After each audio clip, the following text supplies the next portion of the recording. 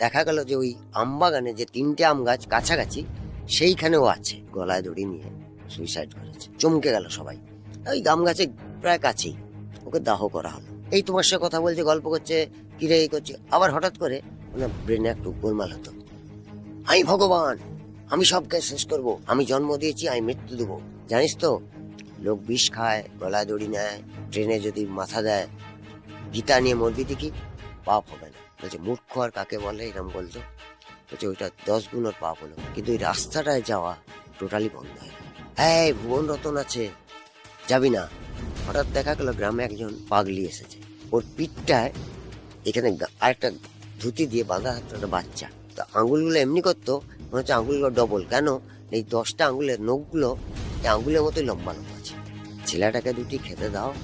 উপর দিকে কারোর সঙ্গে কথা বলছে আর হাত তেলি।